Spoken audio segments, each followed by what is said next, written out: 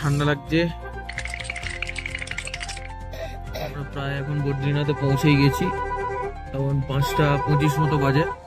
সকালে আমরা 8টা বেজে গেছিল বেরোতে। এখন যেই জায়গাটায় আছি আমরা, খুব সুন্দর জায়গাটা, সাধারণ দেখতে জায়গাটা। এখন আমরা কালীকমলিতে গিয়ে উঠবো, দেন আমরা যাব হচ্ছে আরতি দেখতে সন্ধ্যায়। এই হচ্ছে জায়গাটা।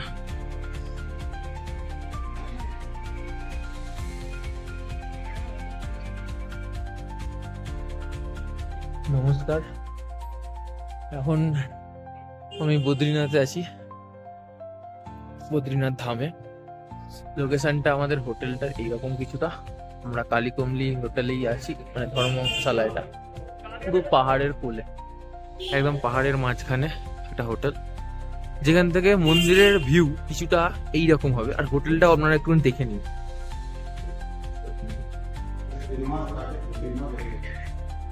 এই হচ্ছে হোটেল রুমটা। কিছু 5 স্টার হোটেলের থেকে কম নয়। আমাদের হোটেল রুমের ভিউটা কিছুটা এরকম, আর হোটেলটাও যথেষ্ট ভালো।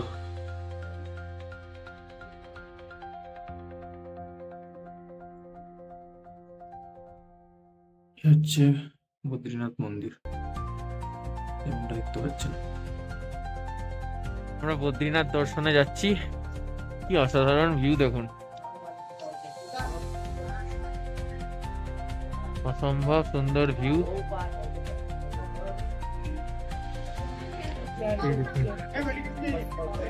বদ্রীনাথ ধাম।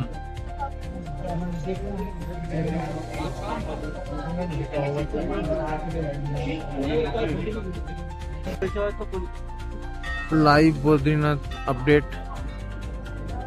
প্রচুর বড় লাইন পেছন দিয়ে, পর্চি কেটে এখান দিয়ে ঢুকতে হবে। হ্যাঁ, অবশ্যই।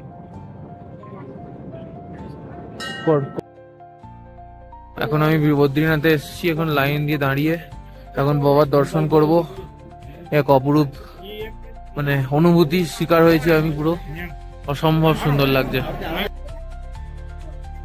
এই অপরূপ দর্শন হলো, খুব সুন্দর ভাবে প্রসাদ প্রসাদ নিয়ে বেরোলাম। খুব ভালো এক অভিজ্ঞতা। এই দারুণ 4 ধামের মধ্যে আরেক ধাম বদ্রীনাথ। খালি এসছে, কি বলুন রাজা? নেপালের রাজা খাচ্ছে। নেপালের রাজার থালিটা দেখতে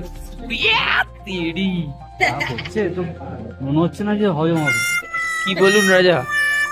এই দেখুন, আমার চলে এসছে লঙ্কা। এই ভাত ঢেলে নিল।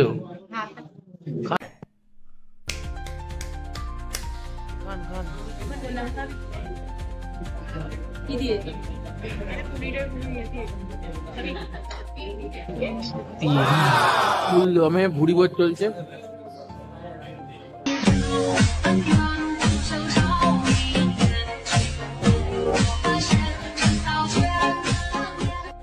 অনেকদিন পর এত ভালো খাবার পেলাম।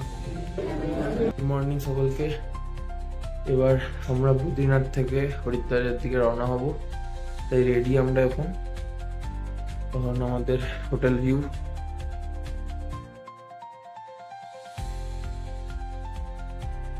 একদম সামনে বদ্রীনাথ মন্দির।